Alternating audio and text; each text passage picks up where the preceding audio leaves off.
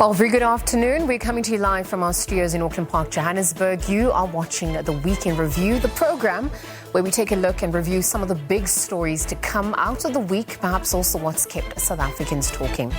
Well, I'm your host, Liezle Wilson. Let's get into your headlines before we get into some of the top stories for this week.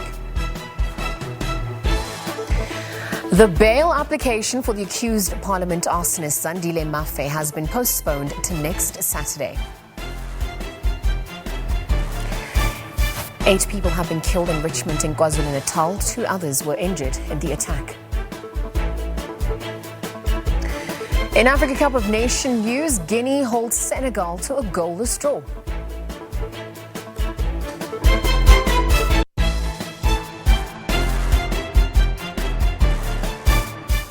Right, those, of course, will look at your headlines. Let's get into some of your top stories for today. The urgent bail application for alleged Parliament arsonist Zandile Christmas Mafe has been postponed to next Saturday, the 22nd of January. Mafe's defense team will also be challenging a court order that referred him to the Valkenburg Psychiatric Hospital for mental evaluation.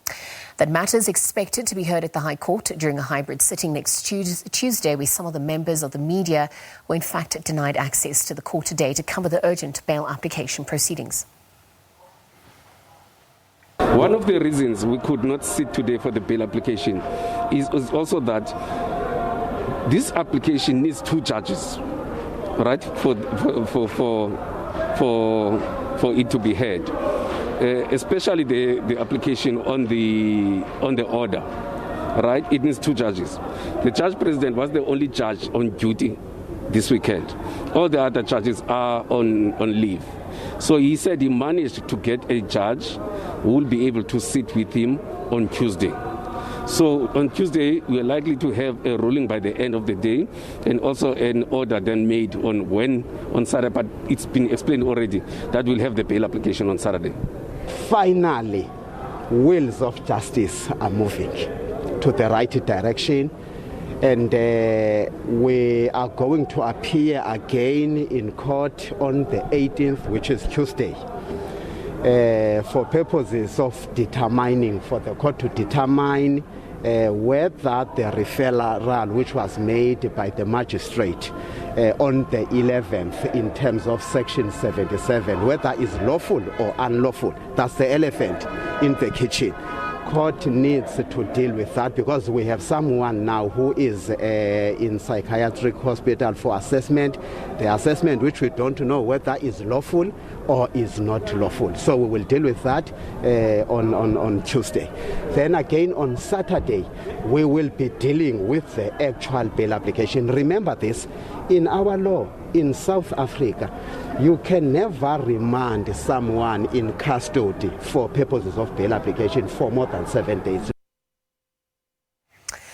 Well, in other news now, the Department of Health has reminded the public that booster COVID-19 vaccines are available. People who received the second dose of their Pfizer jab at least 6 months ago can now get their booster shot. Johnson & Johnson's booster vaccines are also available to those who received their first J&J shot at least 2 months ago. Many countries are expanding COVID-19 vaccine booster programs to show up protection against the Omicron variant. Also, the COVID-19 positivity rate has dropped further to 13%.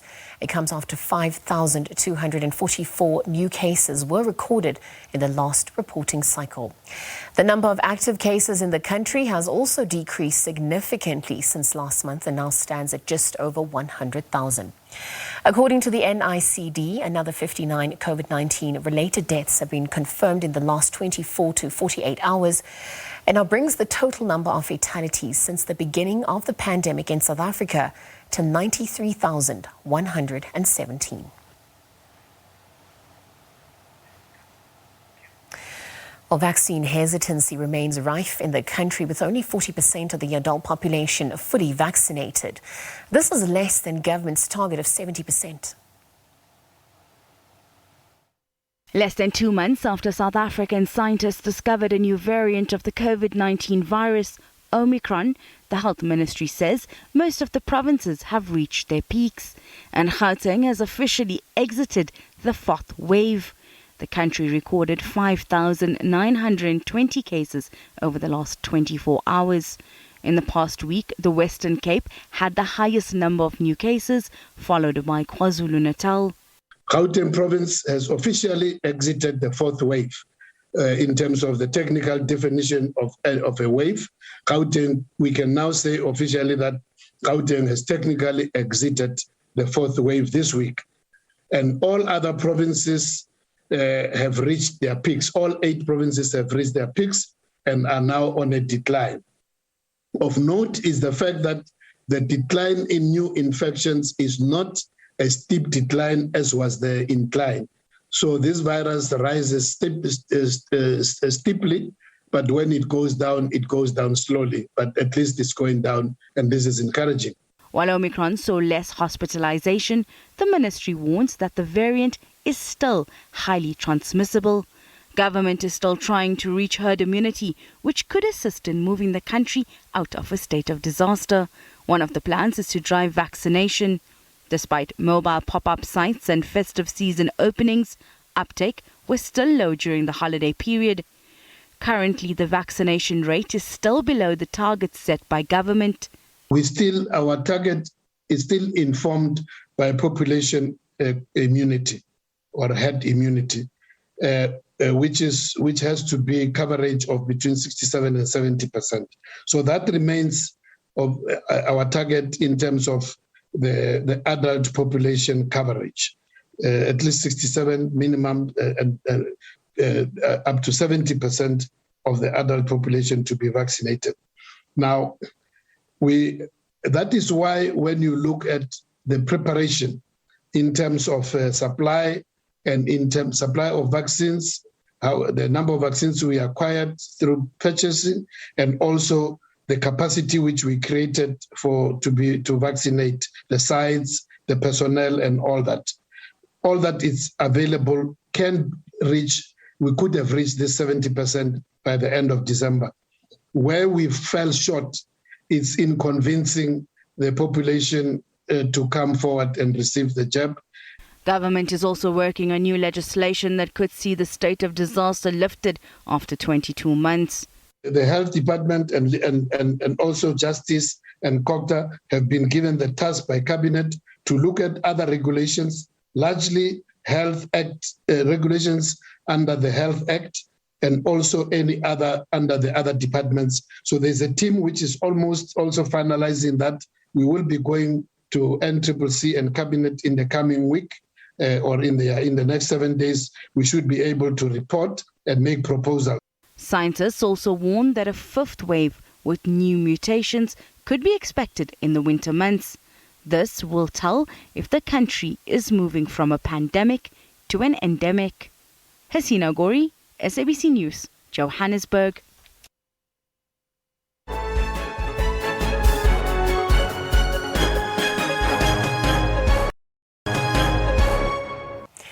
Welcome back. You are watching The Week in Review with myself, Liezle Wilson. Let's take a look at more stories that have made headlines this week.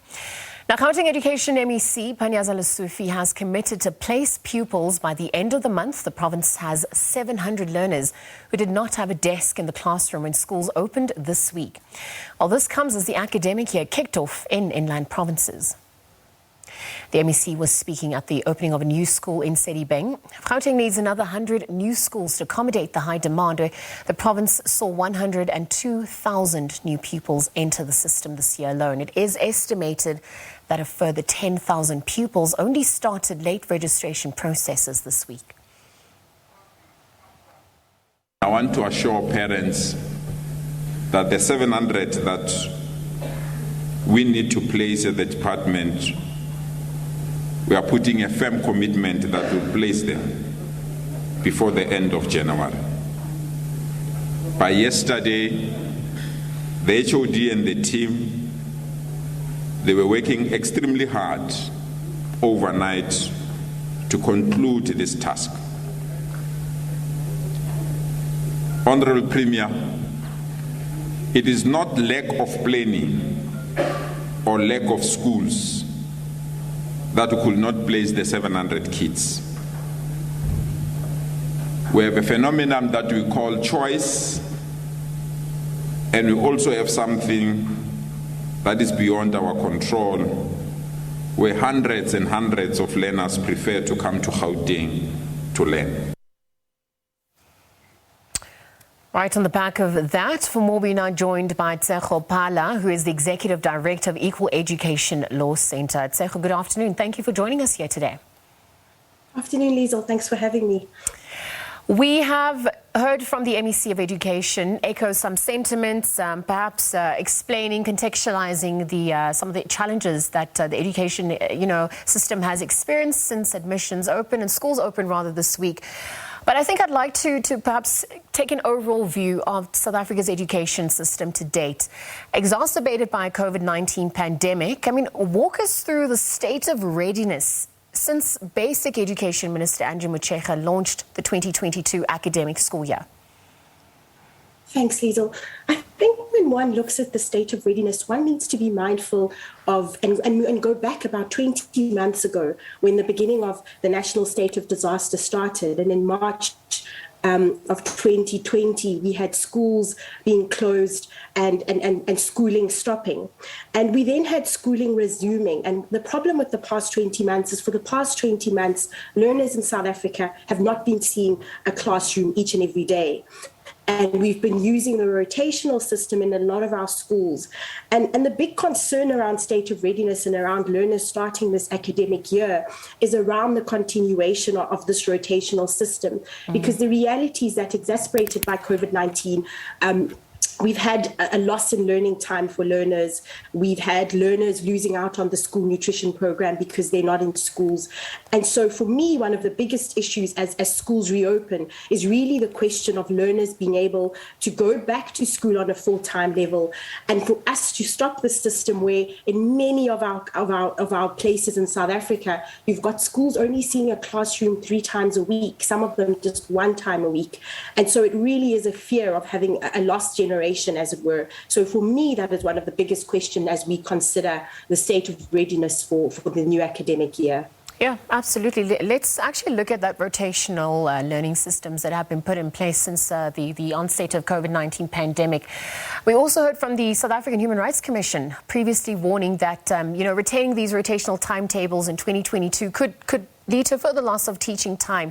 And when we look at the overall impact that this is going to have on learning outcomes for the future, for South Africa, for the future labor force, you speak about the impact of cognitive, nutritional and psychosocial costs beyond what this academic year, possibly poses.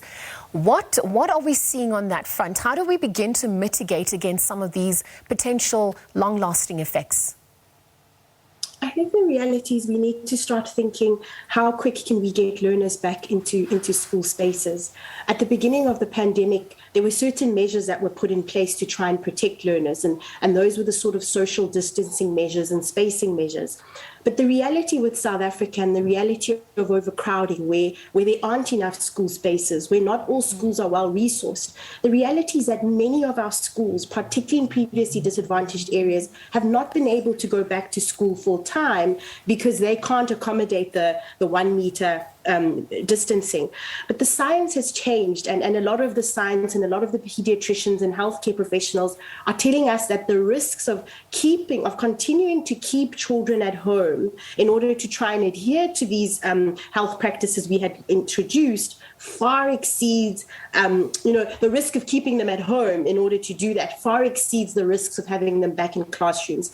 And so I think it's about planning around how do we take them back safely? How do we listen to the scientists who are saying take them back, who are saying that ventilation is more important than social distancing right now for these kids? So I think that's the very important question. There's also, of course, the question of vaccines. We know, and the Department of Education has said, there's been a high uptake of vaccination amongst teachers. And so that also decreases the risks. And we've also had vaccinations opening up for the 12 years and above. And so it's also about improving and increasing the amount of uptake amongst that cohort of learners so that we can speedily allow learners to go back to school full time. Well, speaking about these measures, as you've spoken about the need to increase the vaccination drives for everyone who is eligible, prioritizing, advocating, using different campaigns perhaps to encourage eligible people. But when we look at the issue of capacity in that sense, and perhaps also the minister, coming out to say that there are some parental concerns that their children would be vaccinated without their permission. How do we begin to balance the two going forward as we try and reach herd immunity in South Africa? Look, I think the reality is we need to realize that the cohort of learners for whom vaccination has been opened is learners from 12 years going up. Yes. And according to the law and international law, that's then a group of learners who we call adolescents. And our law and our constitution recognizes the evolving capacity of adolescents and the fact that adolescents are capable of consenting for themselves to certain medical procedures. And at that age and going up, the amount of consent which parents should be given should be limited. And so I think we really need to start recognizing that. We need to start empowering and assisting learners from that age group and adolescents to make their own decisions around vaccination. And I think that will be quite important because the discussion has really been about adults and about what adults think and about getting adult consent. And we've really forgotten that in our country and in our constitution, adolescents also have choice and have voices and can consent to their own bodily integrity and what happens to their bodies. Absolutely. I think just to move on to a separate point for the interest of time, I want to hone in on Gauteng, the Gauteng province, in fact, just looking at the online school application system. Still plagued by some issues 5 years since its implementation back in 2016. I mean, some of the stats coming through, about 64% of grade 1 and grade 8 pupils who applied for the 2022 academic year, have now been placed in schools. So when we look at perhaps the strides taken, but also the same issues that continue to plague, the province, the system, year in, year out, 5 years later, what needs to be done? How do we begin to address this? Look, the MEC said in the clip you played that there's about 700 unplaced learners. Yes. And the reality is the numbers far exceed that. We know that over and above the 700, there's about 17,000 parents who did apply and did use the online system, but their applications are faulty for various reasons. Either they didn't upload documents or they did something wrong. For me, that first and foremost tells us that there needs to be more support for parents on navigating and using the online system. We've proposed there needs to be more of a hybrid system because the reality is, just through our walk-in clinic over the past few weeks, I can't tell you how many elderly people I've seen, a grandmother who's raising a child who says to you, I don't even know what the internet is. I don't even have a smartphone, let alone a phone. And so there's a need for us to open up access and realize that whilst technology is good, technology has not been accessible to all. So it's about opening up accessibility. It's about supporting and empowering parents more. And I think we'll then see those backlogs around the issue with the online system being tackled. Tejo, just in the interest of time, let me just wrap up this conversation by looking at resources and capacity. And I think one of the big issues, perhaps as learners return to schools, is the dreadful statistics around released by the South African Human Rights Commission about the 3,297 South African schools still having or utilizing pit toilets, which obviously places the lives of pupils at risk at large. When we look at the timelines and the interventions and some of the concerning matters regarding water and sanitation deficiencies, have we even begun to look at that as this new academic year begins? Perhaps where to from here as well in that regard? It continues to be a problem. Pit latrines are technically illegal in our country, yet you still have them in some schools. We have the norms and standards on school infrastructure, and sadly the government has missed many of their deadlines on that scope. And so it continues to be a problem and continues to be something which we need to look at. But of course it's amplified by the fact that at the beginning of COVID-19, you had the budget for infrastructure for education being decreased because of austerity measures. And so I think there's a need for us to still concentrate on that, because if we're decreasing the infrastructure budget, we cannot expect for there to be an increase in classrooms, an increase in water and sanitation services. And so I think that's a big issue. All right, Tsecho Phala, Executive Director of Equal Education Law Centre. Thank you very much for joining us again, chatting to us about the 2022 academic year. Again, Basic Education Minister Andrew Motshekga has launched the 2022 school year, which details the changes for her department for schools in South Africa. Again, as we know, 5 inland provinces having opened this week. Coastal provinces will be opening this coming week. As we take a look at some of the top stories that obviously have transpired this week, I want to revert back to one of the earlier stories we had. It seems that this week political commentators, political parties have continued to differ on the letter that had been written by Tourism Minister Liezle Wilson, which was entitled, "Hi Mzansi, have we seen justice?" The letter sharply raises the issues of continued poverty and land dispossession by Black South Africans nearly 30 years after the Constitution was adopted.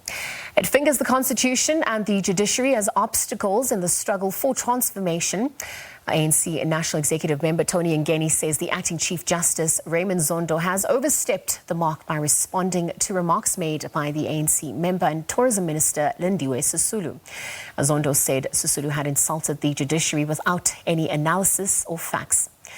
Meanwhile, the EFF said Zondo's response was misguided and misplaced and only serves to prejudice Sisulu and perhaps those who had similar views as her. The ACDP says while the judiciary is not above criticism, it finds Sisulu's remarks inappropriate.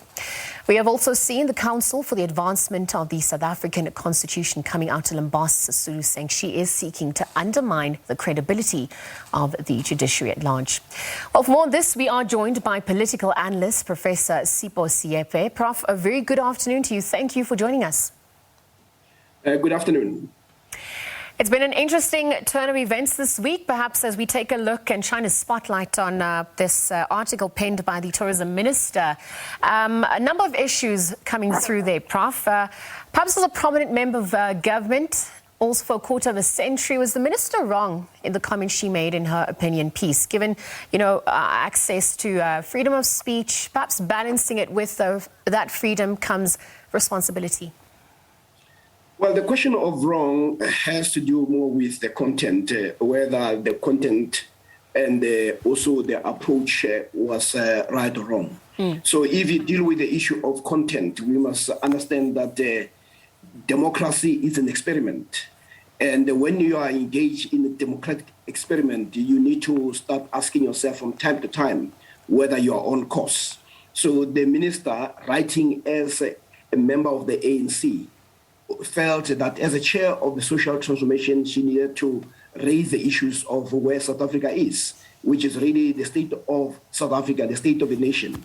And in that, she pointed out the critical issues. One is the issue of land, and the other issue is the fact that today, 28 years later, Black people and African people are still mired in condition of poverty, and they are also pariahs or outsiders in the land of their birth. So that is a first issue that we must address, because it doesn't matter whether we like what she said, whether we side with Zondo, but those conditions remain and we need to address that.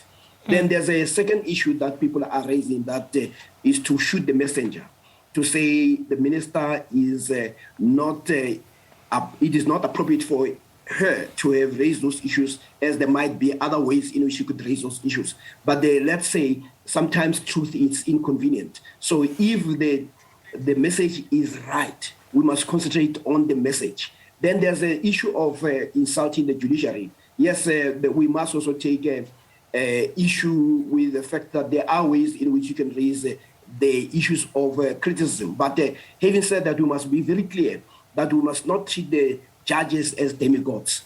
And the acting Chief Justice Zondo was also very clear that the judiciary is not above criticism.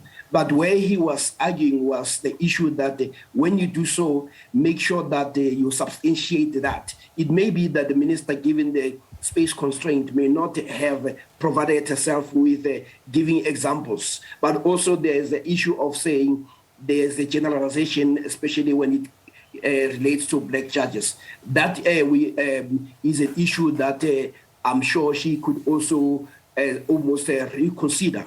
because what will help the debate is when we start taking specific issues, and we also say here we don't think the judges have actually done a proper job. We must also understand that the concept of justice is a concept that all of us have. The judiciary does not have monopoly on justice.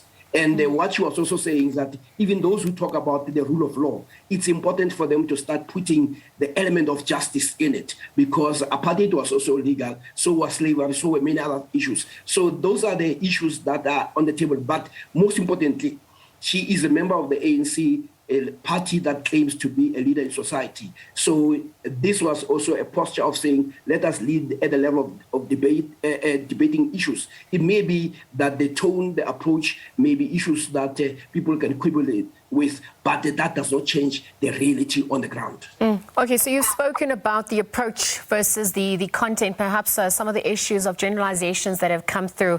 But Prof, we are running out of time. I think looking at the timing of, this penned article, perhaps as we look at, when the country's still coming to terms with what happened back in July with as we're still awaiting the outcomes for the instigators, there was a fire outbreak at Parliament. We also saw that a hammer was used to smash glass windows and a door at the Constitutional Court. The timing of all of this, what do you make of it as we head into this year?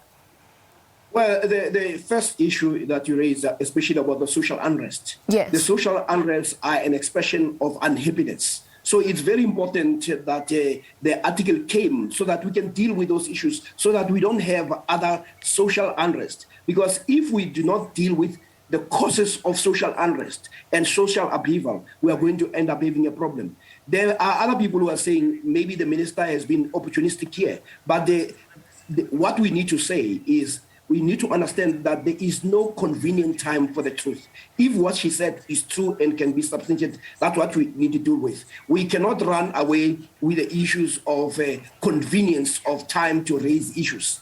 And we can also talk about the political opportunism, but let us focus something around that which affected the majority of our people here, because the minister may be a messenger, but the message remains. And the message is not going to disappear because we don't like the messenger. All right, Prof, we're going to continue this conversation on our other SABC platforms. Let's leave it there for now, though, from myself, Liezle Wilson, and the team. Until tomorrow, we'll look at the week ahead. It's goodbye for now.